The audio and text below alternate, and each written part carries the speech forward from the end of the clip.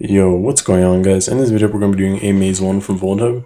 I rate this box about a solid easy. Overall, pretty good box. And yeah, hope you guys enjoy. Alright, so to get started, I'm actually going to be opening my terminals here. I'm going to just split my terminals here real quick. So I'm going to start a netdiscover -r 10.0.0.1/24/IET0 for my interface. I'm going to do an map scan as SC-SV. We'll scan all ports on that machine. So we do have a PCS as a 10.0.0.240. I'm going to press it on that. I'm going to do a netcat -MV on port 80. So we don't have to wait for that map scan to be finished. So we do know that port 80 is open for HTTP.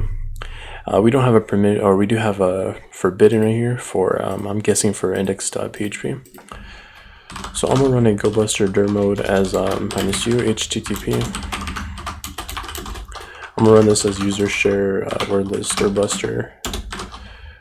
We'll run the directory list 2.2 medium.txt. We're going to specify extensions as txt, html.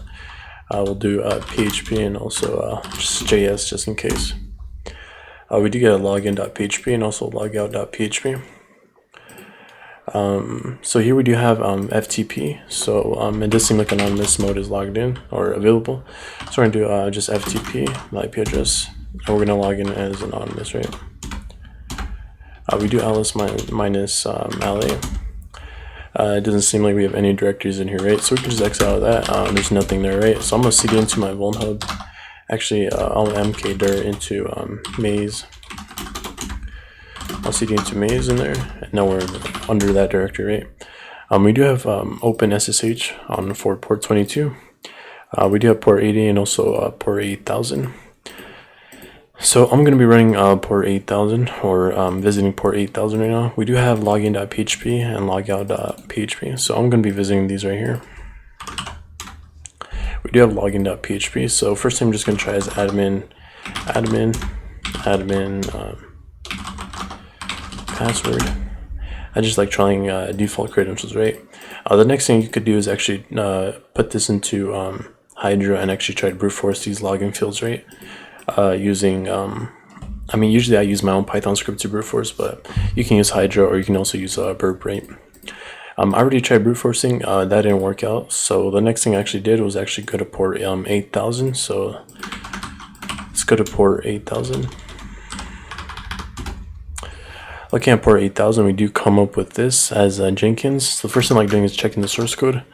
Looking at the source code, we do see a version coming onto the right, which is version 2.6.3.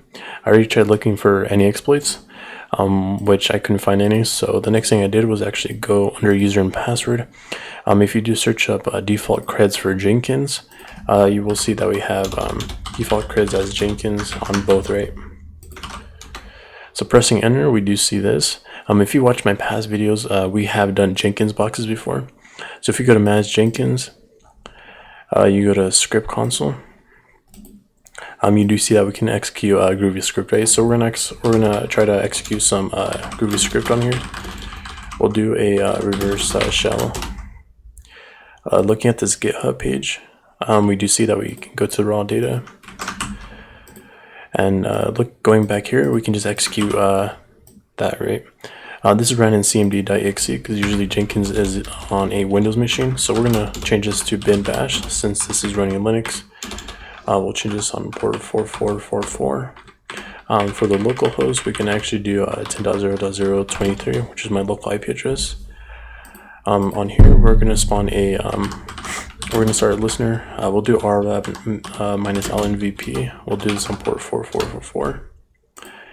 We can press enter, and you do see that we get a shell. So looking at the shell, we do ID, we're already spawned as root, and basically that's it. And now we're root on the box, right? Well guys, this is pretty much in the video. Don't forget to like and subscribe, and I'll catch you guys on the next one. Peace.